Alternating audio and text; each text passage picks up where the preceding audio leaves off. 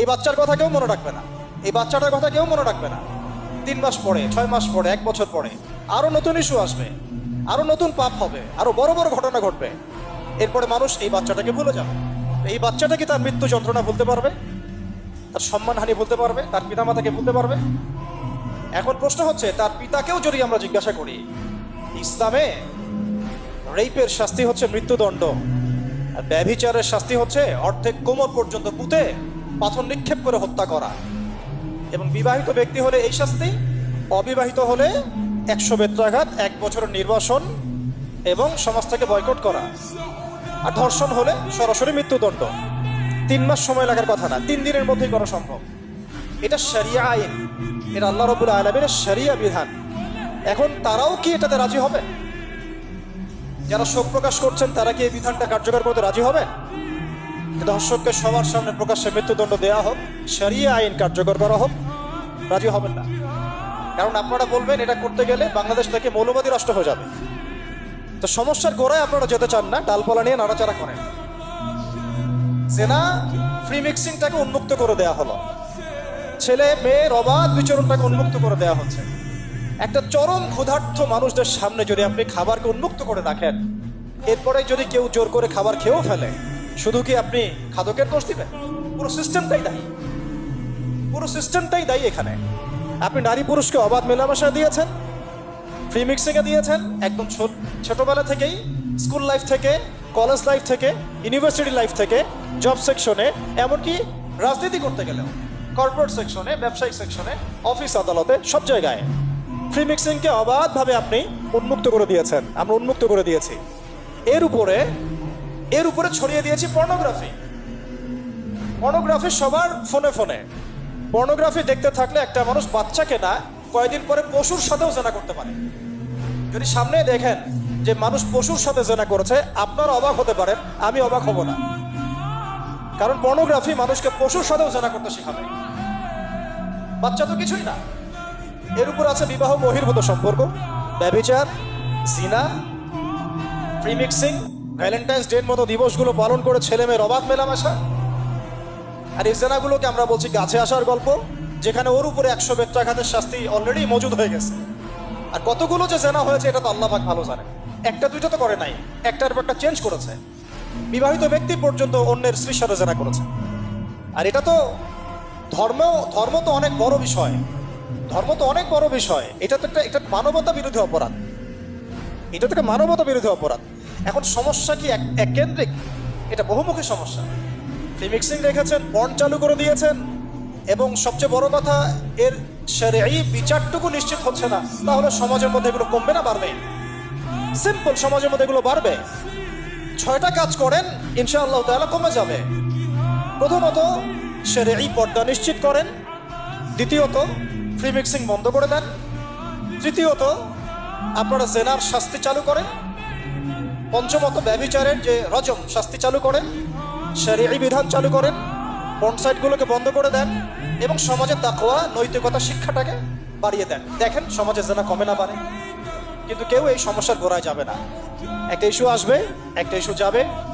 আজকে আপনার বোন তো কালকে আমার বোন, কালকে অমুকের বোন, কালকে তার মেয়ে, নিজের ঘর পর্যন্ত চলে আসছে। আর কয়টা রিপোর্টই বা আমাদের সমাজের সামনে আসে? যে কয়েকটা রিপোর্ট সামনে এসেছে, এগুলো 50%ও না। বহু মেয়ে এগুলো বলতেও পারেন লজ্জায়। আর আমি তো ওইসব মেয়েদের ব্যাপারে কথা বলা ছেড়ে দিয়েছি, যারা স্বেচ্ছায় নিজের ইজ্জতকে বিলি দেন। তাদেরকে আমি আমার বোন পরিচয় দিতে লজ্জাবোধ করি। সমাজ থেকে গায়রত, ব্যক্তিত্ব, পর্দা, শালীনতা, হিজাব এগুলো উঠিয়ে দেওয়া হয়েছে। আপনারা কি দ্বীনি অঙ্গনের তসলিমা নাসরিন হতে চান নাকি?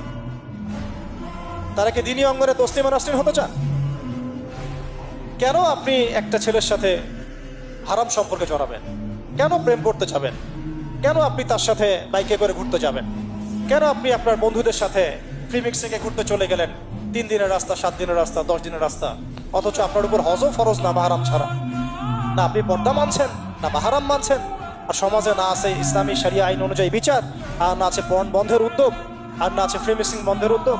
তো আপনার ইজ্জত চলে গেলে কে ফিরাই দেবে আপনাকে? আমি তো আপনার ভালোর জন্যই কথা বলছি। সমস্যা হচ্ছে আমরা সমস্যার গোড়ায় যেতে চাচ্ছি না। আজকে এই কথাটা আমি এখানে বলতে চাই নাই, শুধু কথা প্রসঙ্গে চলে আসছে যে এই যে মেয়েটা কাতরাতে কাতরাতে মারা গেল আজকে, আপনারা দেখে নিয়েন 3 মাসের মধ্যে এই মেয়েটাকে সবাই ভুলে যাবে। সমস্যার গোড়ায় আসেন। সমস্যার গোড়া হচ্ছে আল্লাহর জমিনে আল্লাহর দ্বীন ইসলাম বাস্তবায়ন না হওয়া পর্যন্ত এই মানবতার মুক্তির কোনো রাস্তা নাই। আল্লাহর কসম করে বলতেছি, আল্লাহর জমিনে ইসলাম, কোরআন, সুন্নাহ, রাসূলের আদর্শ বাস্তবায়ন হওয়ার আগ পর্যন্ত এই জাতির স্বাধীনতা বলে কোনো শব্দ নাই। এই মানবতার মুক্তির কোনো পথ নাই। কেউ আমরা স্বাধীন না, কেউ আমরা আমাদের ইনসাফ ন্যায্য অধিকারটুকু পাবো না। কালকে আপনার ঘরে এই সমস্যাগুলো আসলে আপনি এটাকে প্রতিহত করতে পারবেন না। বিচার চেয়ে বেড়াবেন এক মন্ত্রণালয় থেকে আরেক মন্ত্রণালয়, ফাইল ঘুরতে থাকবে, আপনার কেস বন্ধ হয়ে যাবে, আপনার বোনের ইজ্জত ফিরে আসবে না। আর রাসূল সাল্লাল্লাহু আলাইহি ওয়াসাল্লামের জামানায় আপনি আমাকে রেপের ঘটনা দেখান কয়টা ঘটেছে? সাহাবীদের জামানায় রেপের ঘটনা দেখান কয়টা ঘটেছে? জেনার ঘটনা দেখান না কয়টা ঘটেছে? ব্যভিচার কয়টা ঘটেছে? চুরি বা কয়টা হয়েছে? ধর্ষণ কয়টা হয়েছে? ডাকাতি কয়টা হয়েছে? একটা দুইটা রেয়ার আপনি ঘটনা দেখাতে পারবেন। এবং যখন সেই ঘটনা ঘটেছে ইনস্ট্যান্ট দেন এন্ড দেন নবী সাল্লাল্লাহু আলাইহি ওয়াসাল্লাম শরীয়ত আইন বাস্তবায়ন করেছেন।